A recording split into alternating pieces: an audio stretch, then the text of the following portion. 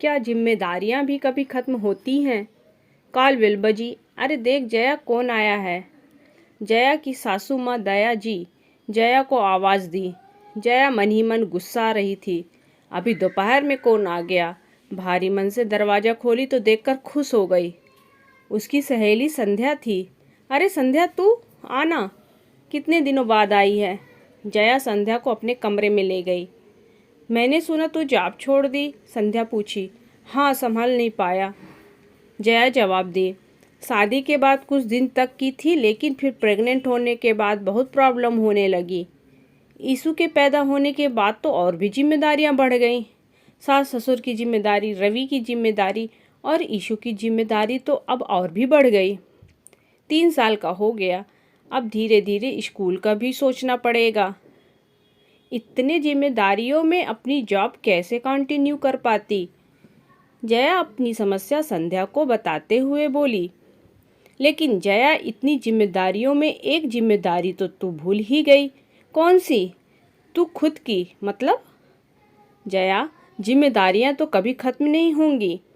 आज ईशु के स्कूल की सोच रही हो, कल बड़ा होगा तो कॉलेज, फिर शादी, फिर उसके बच्चे।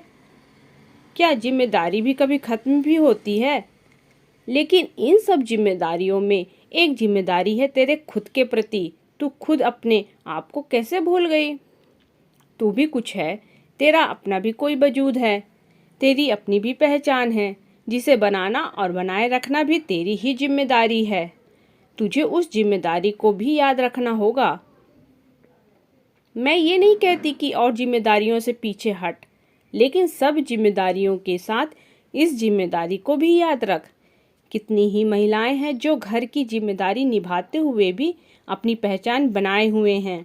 मैं खुद एक बेटी की माँ हूँ, लेकिन मैं तो अपनी जॉब नहीं छोड़ी। तू कैसे संभालती है अपनी बेटी को भी, ऑफिस भी? जया पूछी। इसमें मेरी सासू माँ का बहुत बड़ा योगदान है। मुझे भी लगता था बेटी के जन्म के बाद कि शायद मुझे भी जॉब छोड़ना पड़ेगा, लेकिन मेरी सासू माँ मेरी बेटी को बहुत अच्छे से संभाल लेती हैं। जब मैं ऑफिस जाती हूँ, हेल्प के लिए एक कामवाली रख दी हूँ तो कोई समस्या नहीं होती, संध्या बोली। अरे आते ही हम लोग गप में लग गए। अभी चाय बनाती हूँ। जया चाय बनाने चली गई, लेकिन मन में संध्या की बातें ही चल रही थी और सोच रही थी कि उसे भी अपनी जॉब फिर से स्टार्ट करना चाहिए। लेकिन क्या मम्मी जी मानेंगी इस बात के लिए? चाय बनाकर लाई और दोनों सहेलियां साथ में चाय पी। संध्या जाने लगी तो जया को फिर से बोली, जया, मेरी बातों पर ज़रूर ध्यान देना। ठीक है बाबा। दया जी दूसरे कमरे में बैठी दोनों सहेलियों की सारी बातें सुन रही थीं। दया जी जया को अपने पास बुलाई और बोली, बहू, मुझे माफ़ कर दे, मैंने ही तुम्हारी नौकरी छुड़वाई थी। रवि तो चाहता ही था कि तुम कुछ दिन की छुट्टी लेकर फिर से अपनी नौकरी पर जाओ, लेकिन मुझे ही लगा कि तुम घर और नौकरी दोनों करोगी तो शायद घर की जिम्मेदारी पर ध्यान ना दे पाओ। तुम्हारी सहेली ठीक ही कह रही थी, जिम्मेदारियां तो कभी खत्म नहीं होंगी, सब कुछ साथ लेकर चलना पड़ता है। तुम्हें अपने प्रति भी जो जिम्मेदारी है उसे भी निभाना चाहिए। हम लोग तो घर गृहस्थी को ही अपनी सबसे बड़ी जिम्मेदारी समझते थे, लेकिन अब वक्त बदल गया है। महिलाएं घर के साथ बाहर की भी जिम्मेदारी बखूबी निभा रही हैं। इसमें हम जैसे पुरानी पीढ़ी को साथ देना चाहिए। तुम्हारे ऑफिस में रहने तक ईशु को तो मैं संभाल ही सकती हूँ, और फिर घर के काम में मदद के लिए विमला तो आती ही है। तुम्हें अपनी पहचान बनाना भी तेरी जिम्मेदारी है। जया खुशी से सासू माँ के गले लग गई। सासू माँ ने उसके मन की मुराद जो पूरी कर दी थी। रवि ऑफिस से आ चुका था, देखकर बोला, क्या बात है, आज तो दोनों सास बहुत बहुत प्यार बरस रहा है। तो तुम्हें क्यों तकलीफ हो रही है?